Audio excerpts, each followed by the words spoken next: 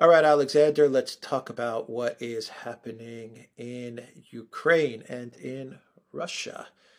Let's start things off with what is going on the ground. We also have some news. Viktor Orban was giving a radio interview and he said that the EU is talking about peacekeepers in Ukraine. An interesting revelation from Orban. We had Lukashenko. He gave a big speech and he said that Poland was thinking and was considering invading Belarus. An interesting statement from Lukashenko, or starting a conflict with Belarus. An interesting statement from Lukashenko.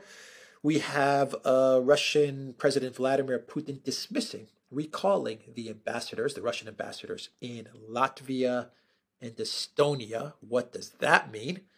That's an interesting development as well. We have the Wall Street Journal alleged spy. That's an interesting development. And we have the Wall Street Journal now saying that the U.S. should expel all Russian journalists and the Russian ambassador in the United States over this spy incident.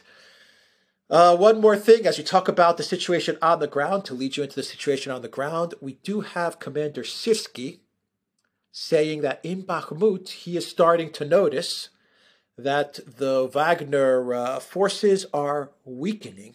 Yeah. This is what Sirski said Yes. just this morning. So Yes. that leads you into the situation on the Yes. ground, and then I think you have a lot of stuff to talk about Yeah, on here's the it. geopolitical The geopolitical political thing. end of things. Yes, I mean, this is what Sirski is saying about the situation in Bakhmut, and of course, it echoes what Mark Milley was saying yesterday in the House of Representatives, so to the House Armed Services Committee, and we've had various reports about this, that the Wagner forces are weakening, and Mark Milley said that they'd made no progress at all in Bakhmut over the last 21 days, which, if you've been following the fighting in Bakhmut, is simply not the case.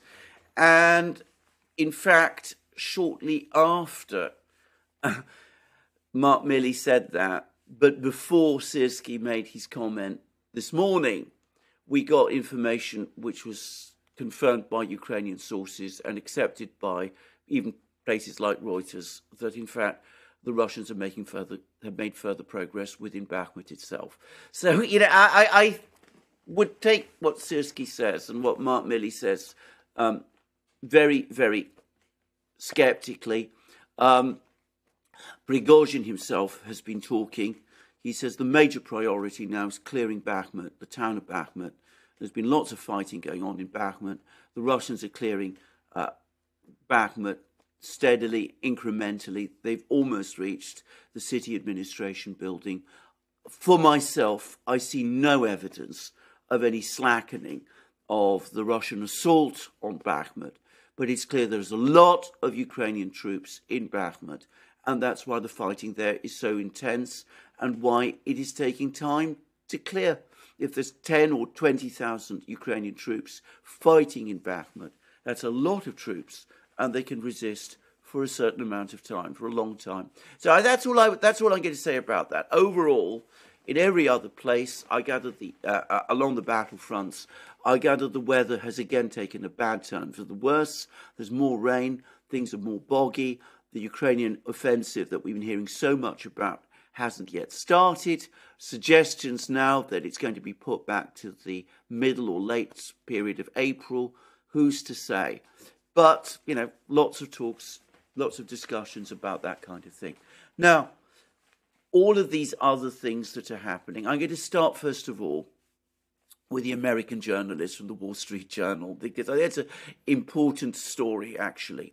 Now, for me, the big clue as to what has happened is the location of this man's arrest.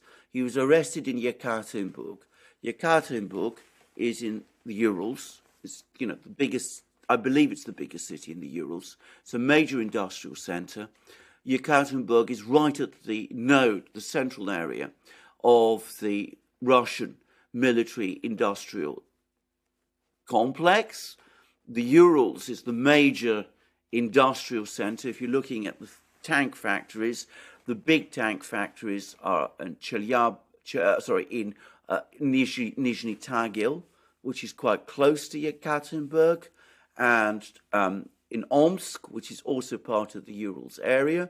There's also a big industrial plant in Chelyabinsk, which was just visited by Shoigu, which makes shells.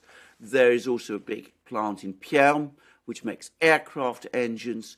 So what was this journalist doing in Yekaterinburg? He was probably asking questions about the state of Russia's arms industry.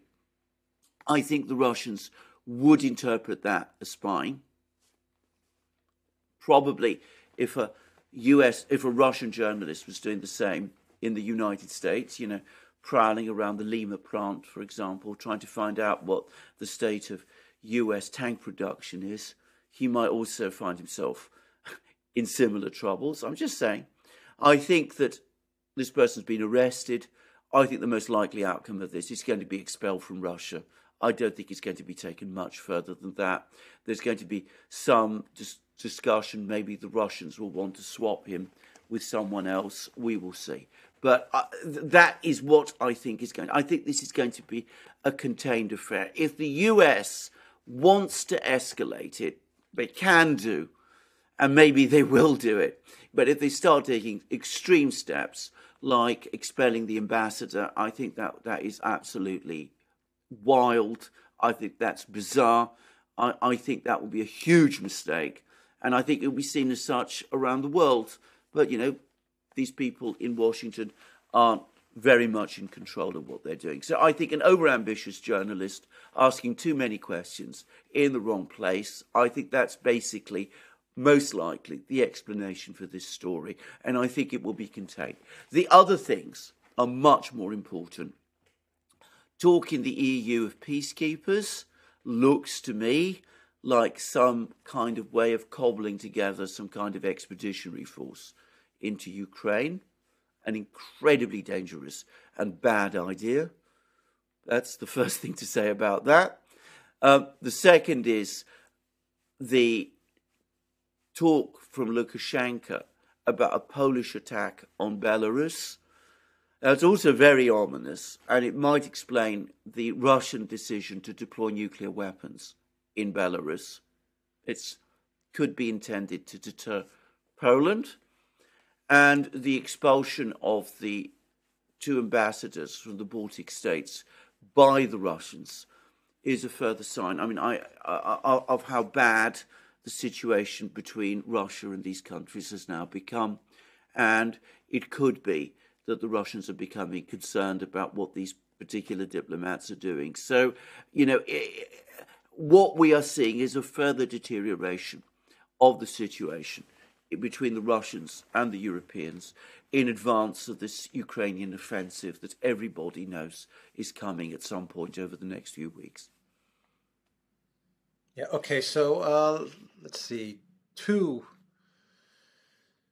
questions. The first one with the journalist. We did a show on the Duran maybe like a month or two ago. I'm terrible with the timelines, but we said that after the whole Brittany Griner, Victor Boot thing, the U.S. State Department actually did begin arresting more Russian nationals. Yes. After that whole affair went down, yeah. which was very embarrassing for the Biden White House, they continued to arrest Russian nationals.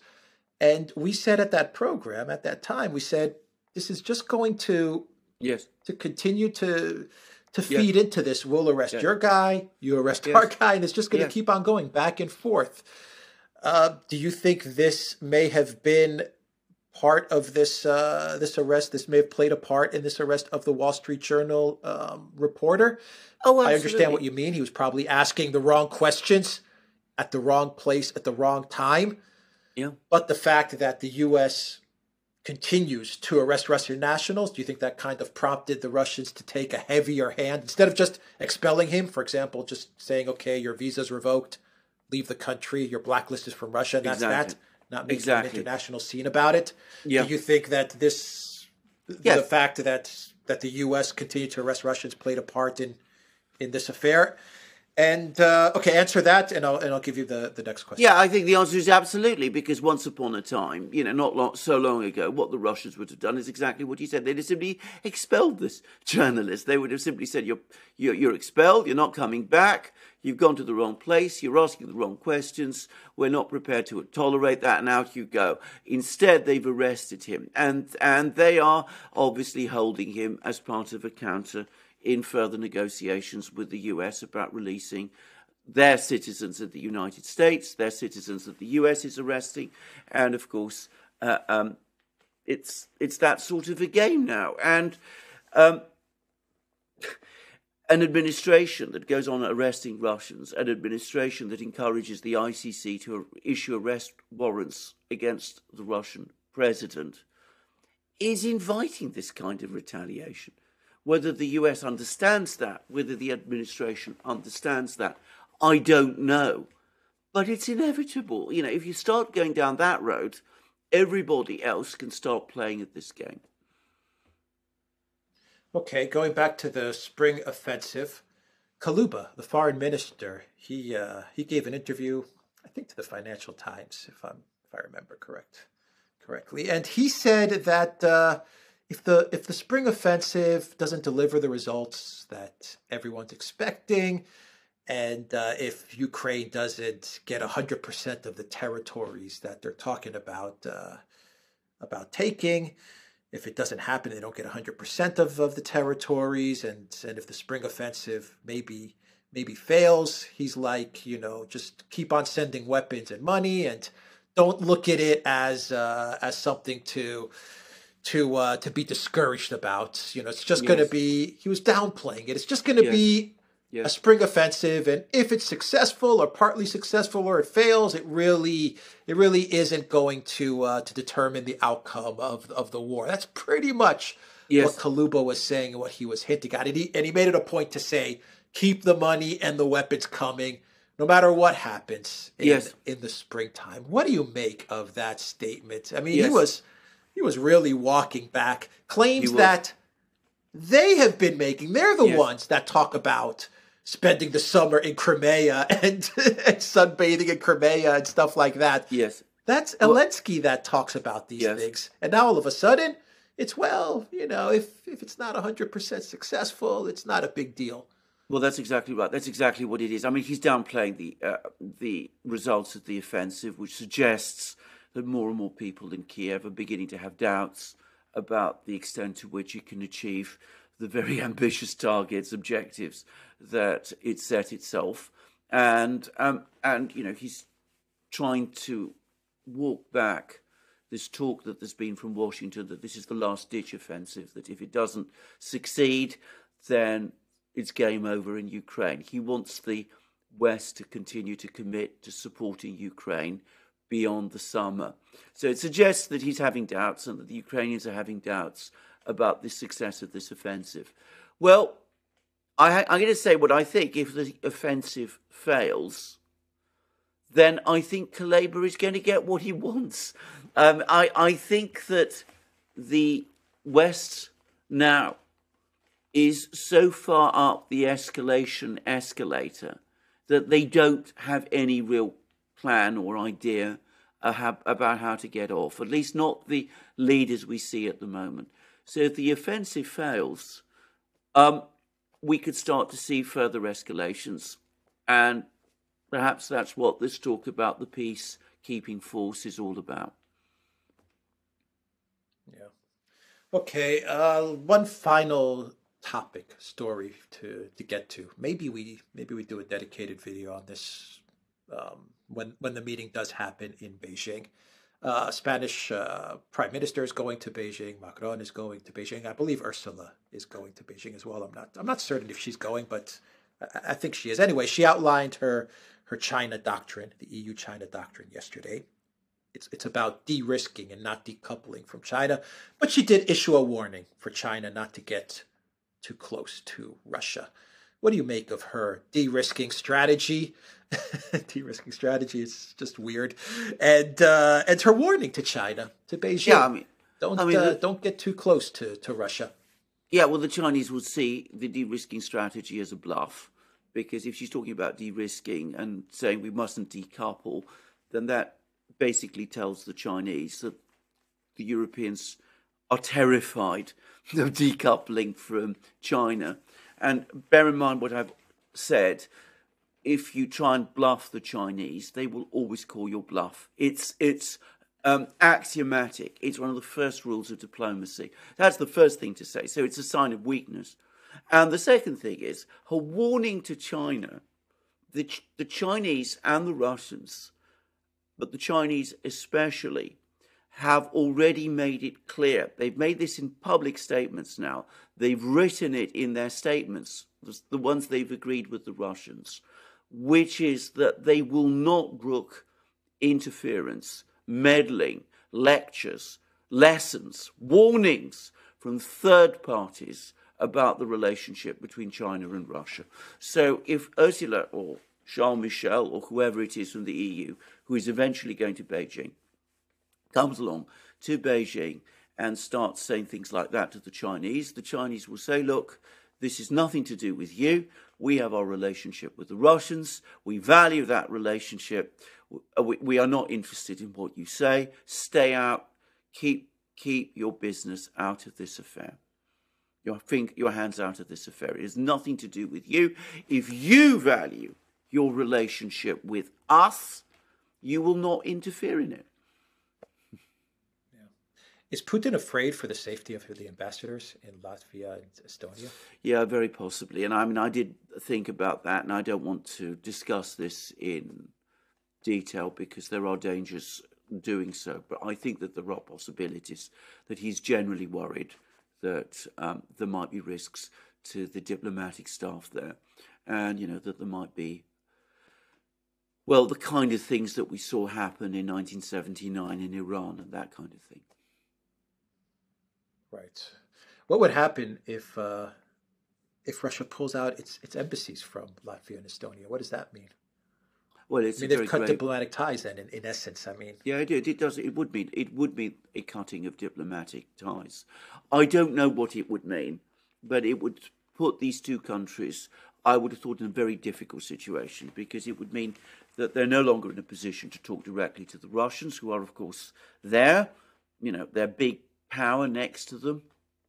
It would confirm not just hostility, but the fact that Russia and these two little Baltic states are now in effect enemies. And if that is the situation, if I was a Baltic citizen, I would be very worried, because you have this giant on your doorstep, and that giant no longer sees you as a potential partner, but as an enemy. And I would be worried about, being squashed at some point. But, let's hope it doesn't come to that. Let's hope we don't see a complete rupture of diplomatic relations. Yeah, Latvia has quite a significant Russian population, Russian diaspora. Yes, it does. It absolutely. So does Estonia. Latvia. So does Estonia, by the way. And well. I believe Latvia is something like 20% or something. I think it's more than that, and I think in Riga it's a lot more than that.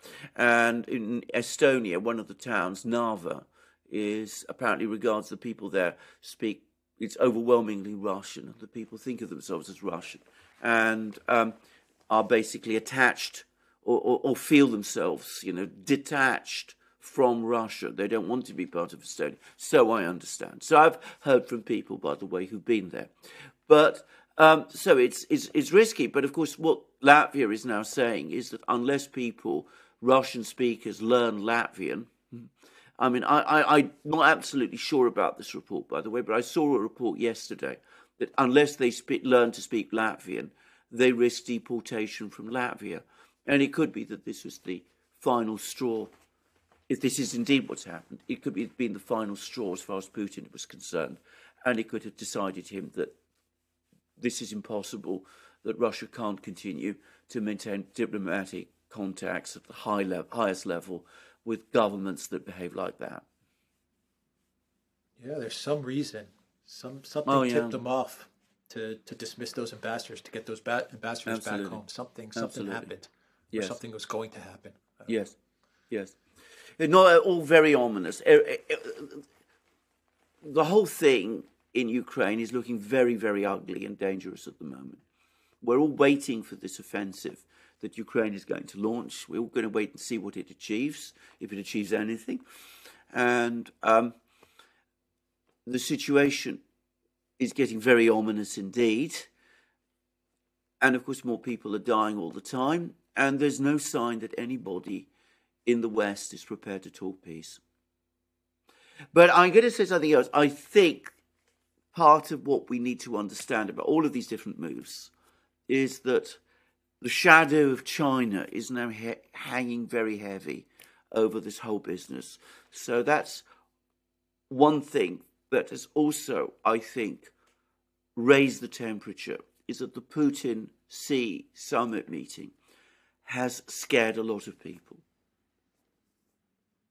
Yeah, well, it woke them up because they were still under the belief that they could win China over, in much the same way they're under the belief that they can win India over, or they can continue to isolate Russia. They still have that belief that Russia is indeed isolated, and they're waking up to the fact that de-dollarization is going on. Russia is not isolated. India is very friendly with Russia.